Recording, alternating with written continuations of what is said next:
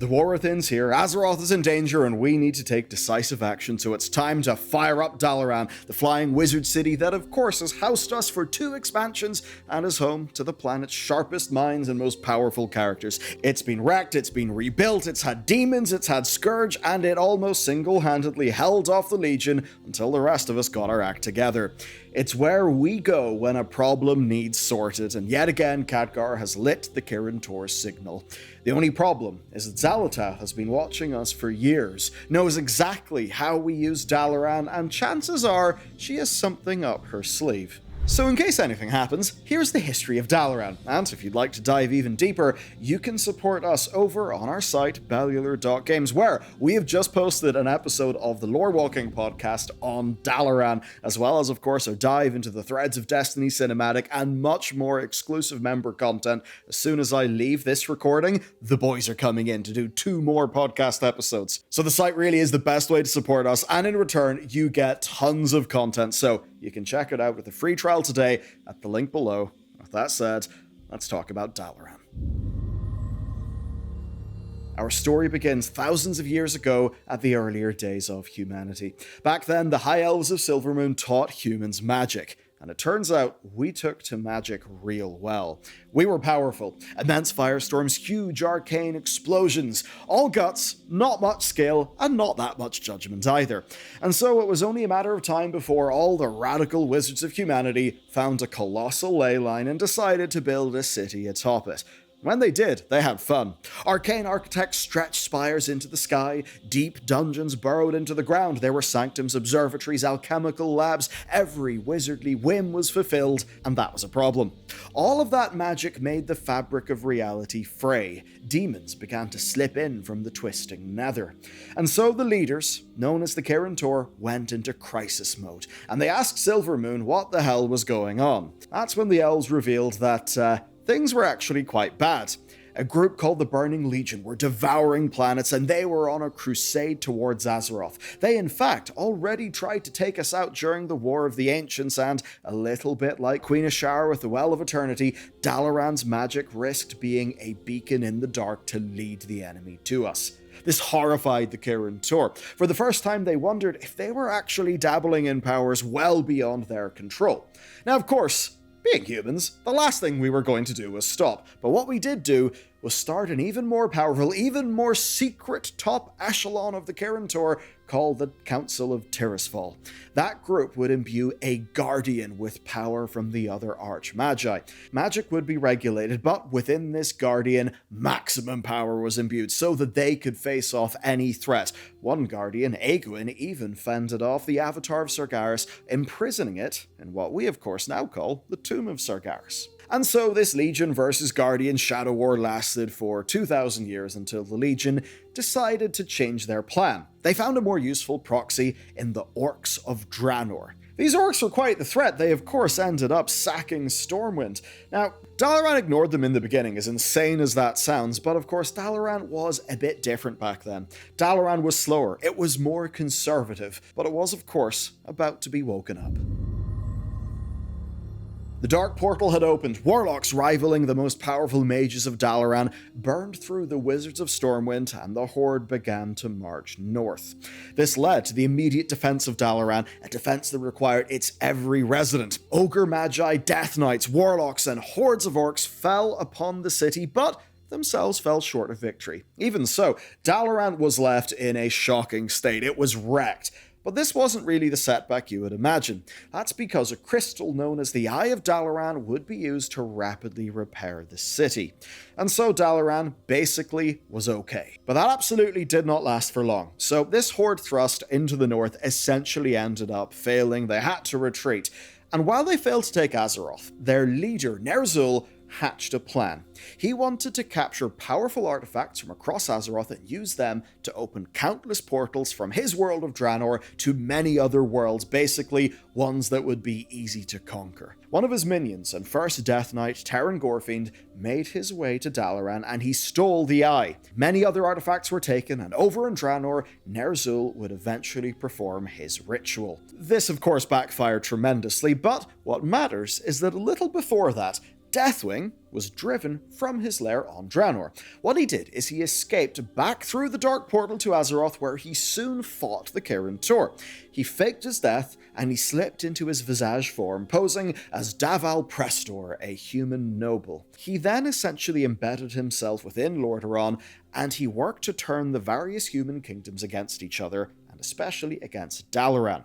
This meant that politics became nasty, and through some sleuthing, the Kirin Tor worked out that this Daval Prestor fella wasn't really who he seemed. Ultimately, Deathwing's schemes here would fail. This led to Alexstras's freedom, a whole big battle, and Deathwing's retreat to Deepholm. And of course, with that, the mysterious disappearance of Daval Prestor. Now, you may think that Dalaran was therefore safe, but it wasn't. Stormwind was a ruin. Tensions had been growing within the Alliance of Lordaeron, and Dalaran found itself politically isolated.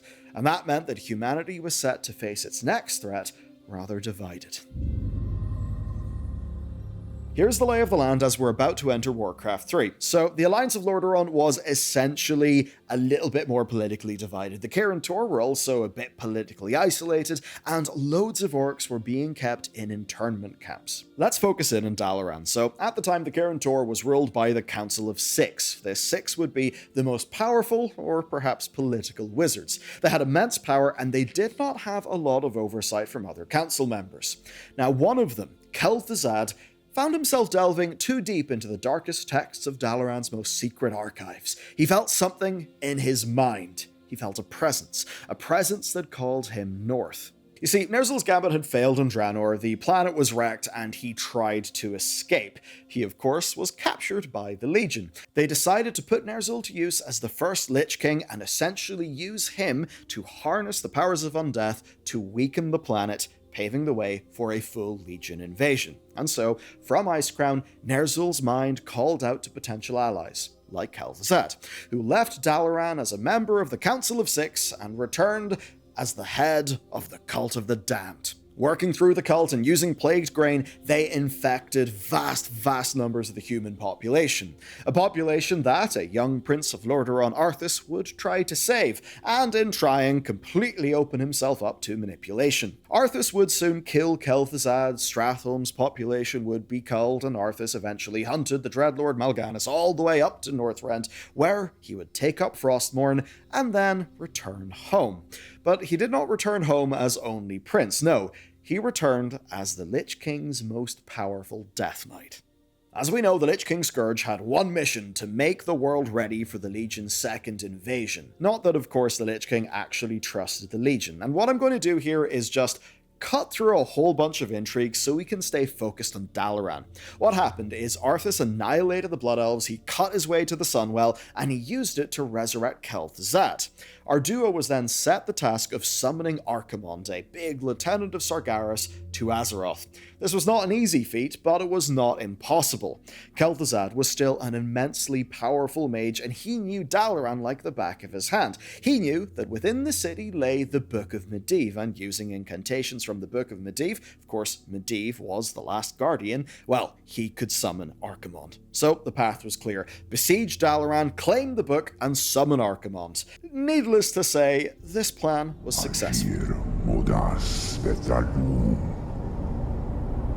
Dalentaro ildas glaku. Retul zethara samanar kutamus.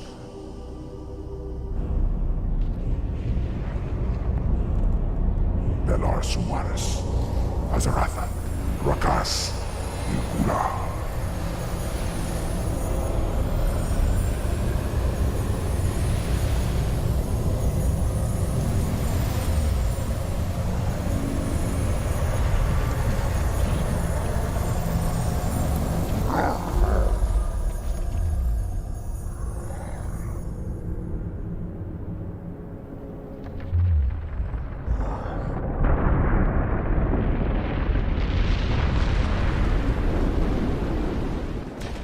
Dalaran lay in ruins, the surviving mages fled, and while Alliance forces would later set up in its ruins, Warcraft 3's expansion saw them defeated, and the northern segment of the Eastern Kingdoms essentially in total ruin. At some point after that, but before World of Warcraft, the surviving Kirin Tor would return to the site of the city.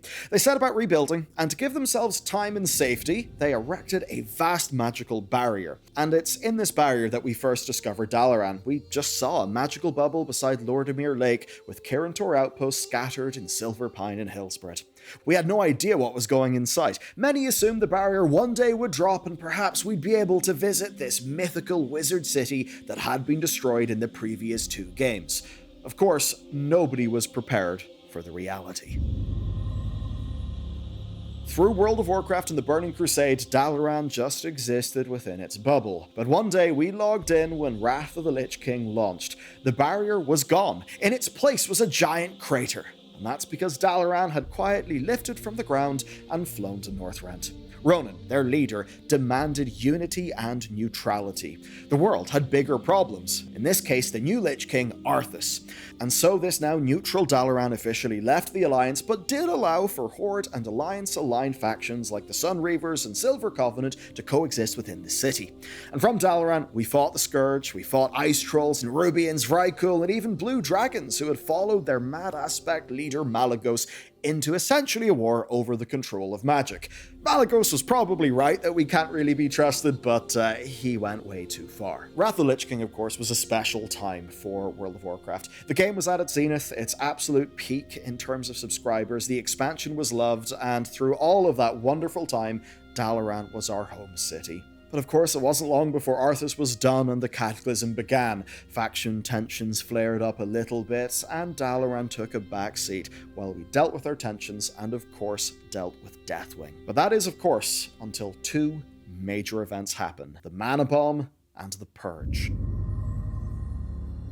Garrosh, the new war chief of the Horde, considered Dalaran to really be another Alliance asset. So, he leaned on Horde loyalist blood elves like Phelan Songweaver to gather the knowledge and the artifacts needed to build the mother of all mana bombs. Then he baited the best of the Alliance to Theramore and unleashed the bomb upon them. This completely destroyed Theramore, and the full force of the blast was only averted by Ronan, the leader of the Council of Six, standing in its path and essentially giving up his life to save some lives. That was an absolute disaster, and it's one that brings us to the other great power in the city, Jaina Proudmoore. Now, before the Third War, she was a student in Dalaran, and she discovered from Medivh that Kalimdor existed. So she sailed west, she built the city of Theramore, and eventually rejoined the Kirin Tor and became the main Alliance advocate for neutrality. Of course, she had formed a great friendship with Thrall. She felt that he was honorable, that his horde was honorable, but now, years later, well, Thrall was no longer war chief, and Garrosh's bomb completely changed that. He destroyed the city that she established. He killed scores of people that had been close to her. And with Ronan gone, Jaina was installed as the new leader of the Kirin Tor, and she quickly accused Aethys Sunreaver of treachery. He was the leader of the Sunreavers, who of course were the Blood Elf contingent in the city. Thing is though, his hands were clean. Garrosh was actually working through Thaylen, not Aethys, and Aethys, yes, was a Blood Elf, but he respected Dalaran's neutrality, and he even wanted his people out of Garrosh's increasingly just, intolerant and warlike horde. Now this situation may have been okay if this was their only problem, but it wasn't. Garrosh wanted this ancient Mogu artifact from Pandaria called the Divine Bell. Now I'm going to save you a long story here, but TLDR, he was up to no good. Unfortunately for Garrosh, though, the Alliance forces got to the bell first, and they stashed it away in the Night Elf home of Darnassus. And that's where Dalaran came in. Somehow the city's portal network was used to smuggle the bell out of Darnassus. And this was bad. Really bad. Dalaran, a neutral city, was used to steal from the sovereign territory of another nation. This essentially stood against everything the city stood for, and for Jaina, this was the last straw. She went absolutely ballistic. Now, if you ask the Alliance, the Sunreavers were offered imprisonment, and yes, maybe those who resisted violently were harmed in self-defense. If you ask the Horde, basically, she just led a violent purge and killed scores of Blood Elves in the streets.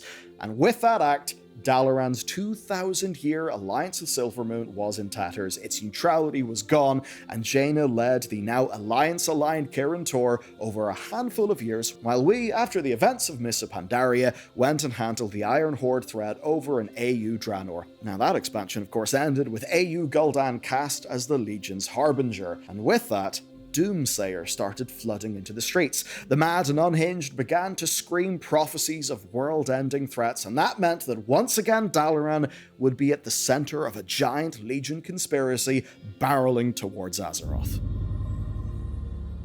There is one steadfast man who represents the core of what Dalaran should be, and that is Khadgar. Now, he had only recently returned after shutting down the Dark Portal from the wrong side during Warlords of Draenor, and he found his city massively changed. It was flying, it was bogged down in politics, and that simply wouldn't do. The Legion were coming, and so he had a solution: to fly Dalaran and tell everybody that Gul'dan had ignited the next Legion invasion. And so there was a question: what would Dalaran be? Would it be an alliance asset, or would it be the neutral platform from which the best of all sides would fight the Legion? Well, this was put to a vote, and the Council of Six voted 4-2 in favor of neutrality, and that meant that a furious Jaina stormed off, meaning that Khadgar was able to take her place as leader.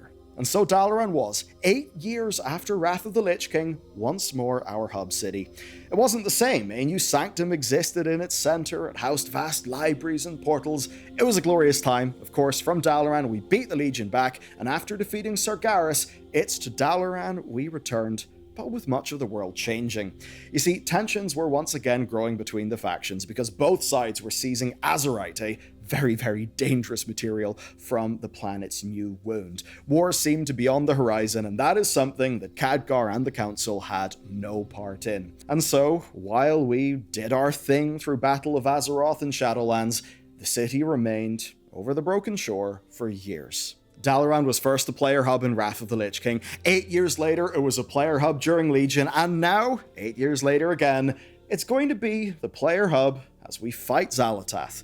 I mean, unless something absolutely crazy happens, but that's completely unrealistic. I'm sure Dalaran is fine, and it will be our new home city for this expansion. So, I hope you enjoy that, hope you look forward to that, and with that said, if you want to see way more lore content, if you want hours of in-depth lore podcasts to listen to while you adventure around Khazalgar, go and check out the Lore Walking Podcast over on our members site, Bellular.games, where we, of course, have much more as well. Alright, that's it from me. Have fun with the new expansion, and I'll see you next time.